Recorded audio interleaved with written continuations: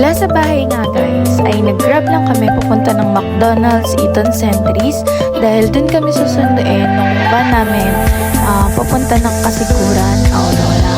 Actually, sumama lang kami ng joiners tours nila Miss Sam at saka nila Miss Dayan para sa tour namin sa Kasiguran.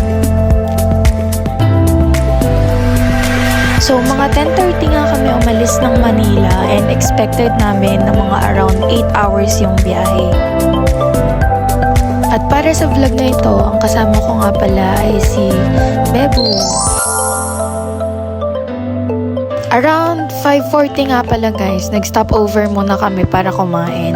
And since hindi kasama sa joiners tour yung food for this breakfast, 160 pala yung binayad namin.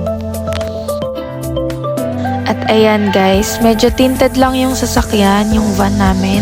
And kitang-kita rin yung sunrise dito. Yung Kasiguran Aurora nga pala guys ay nakaharap siya sa mismong Pacific Ocean. So talagang makikita nyo yung magandang sunrise. After namin tawirin yung ilang mga bundok, nakarating na nga kami sa Kasiguran.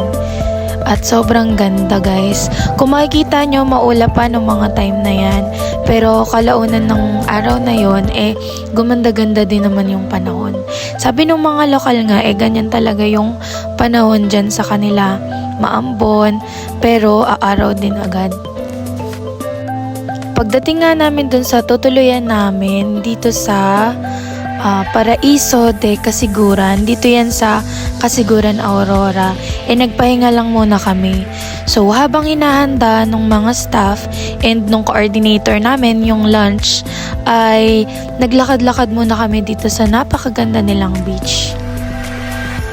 At habang nililinis yung room na tutuluyan pala namin, ayan, nag-usap muna kami kung ano-ano ba yung mga plano naming gawin para sa 2 araw na ito.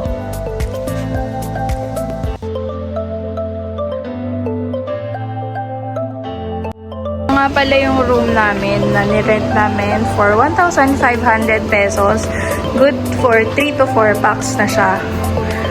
So, ayan, meron siyang double deck na bed.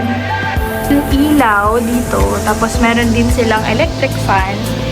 And a small mirror. Ayan.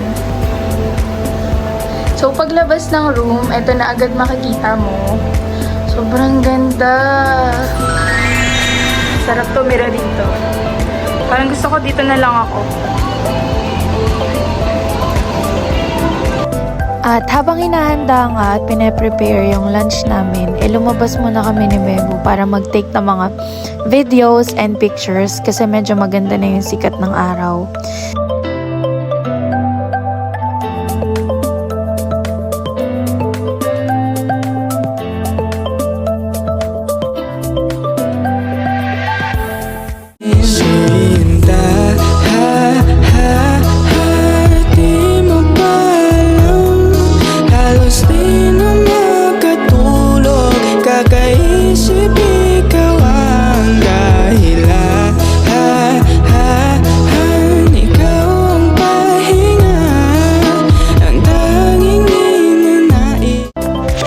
Dahil natagalan nga kami doon sa pagtitake ng pictures and ng mga videos, eto na, ngayon lang kami nakapag-lunch. So, yan nga pala yung food namin.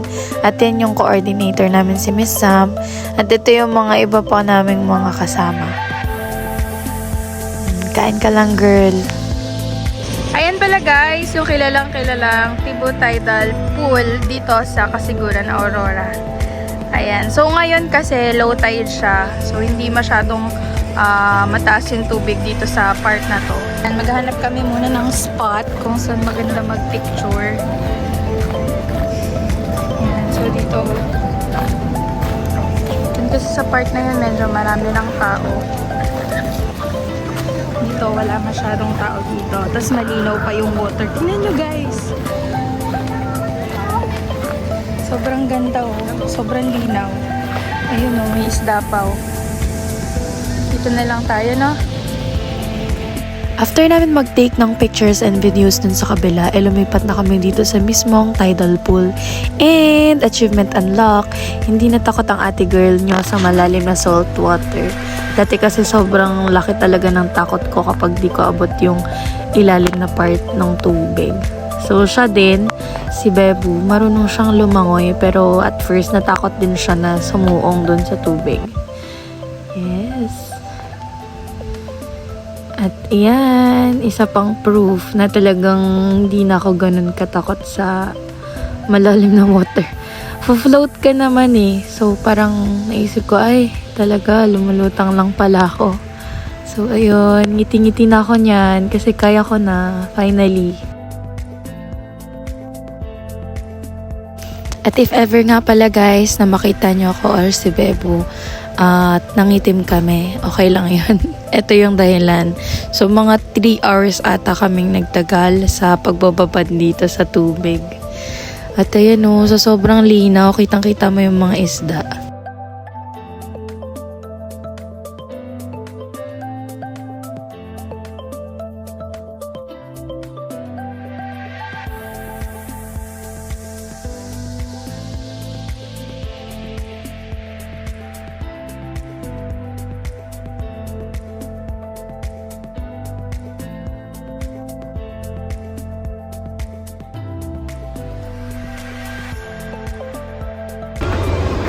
And guys, magda-dinner na kami. Sasara muna namin to.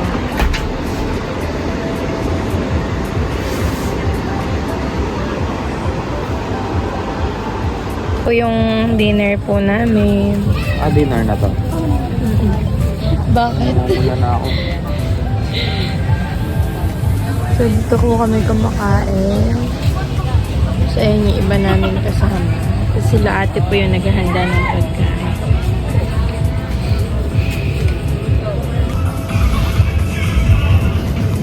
Ayan. So, maraming nagtitingin ng mga isda. Gusto din daw niya magtingin. Siyempre, hilahin niya ako para sumama.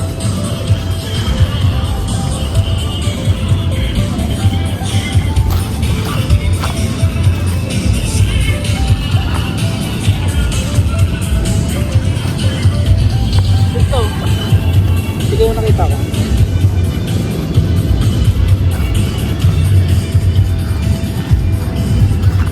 Sea plant lang yan. Sea plant slime yun. Ano ko? Slime. Plastic. Slime. Ito mo. Aso. Nakita ko? Ito. Stig ah. Kumano yan eh. Gumagana. Oo. Ito may fish dito. Ayan o. Dito ang fish.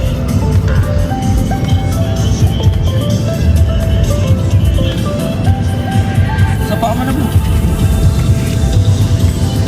Huwag mo kunin. Nananahimik sila eh. Jillianet! Dito isda oh. Bahala ka nga kung mananakot ka na lang din.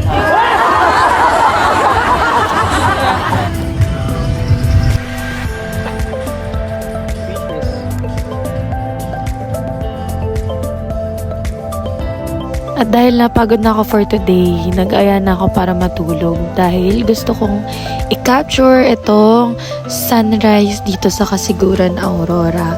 5 AM pa nga lang, talagang bumangon na ako para i-set up yung time-lapse na to. And guys, sobrang ganda. Kita nyo yan?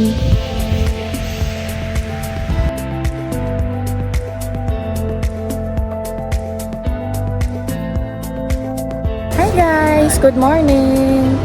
It's our day 2 of our Kasiguran trip.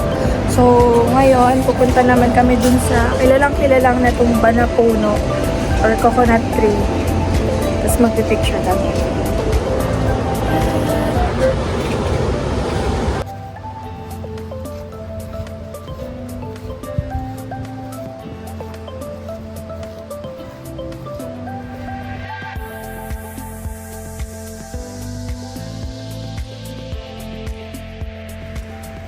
After nga namin magpicture, nagpa-drone shot na muna kami dun sa mga organ namin.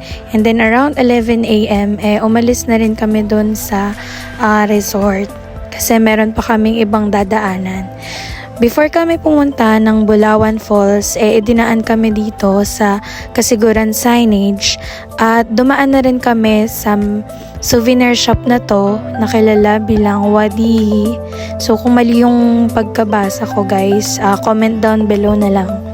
So dito sa shop nila maraming iba't ibang wooden stuff or mga pang design sa bahay, and may mga bags din sila, hats, ref magnets, may bracelets and anklets. So ako ang binili ko dyan is usually ang mga binibili ko lagi ref magnet at saka anklets. Ang gaganda guys. After namin doon sa souvenir shop, dumiretso na kami sa biyahe namin kasi mga nasa 1.5 hour pa yung Bulawan Falls mula doon sa resort. So, dito sa Bulawan Falls, guys, hindi kasama sa tour namin yung entrance, pero 20 pesos lang naman siya. So, pagpasok ng Bulawan Falls, makikita nyo, meron sila dyang signage, and talagang sobrang linis dito, guys. Sobrang linis, sobrang ayos, and ayan yung view na makikita nyo dun sa hanging deck nila. And then, ayan yung mismong falls. Medyo tanghali na kami nagpunta dyan kasi gusto nung organ na medyo konti na lang yung tao. And guys, magbabalaw na kami. Ayan.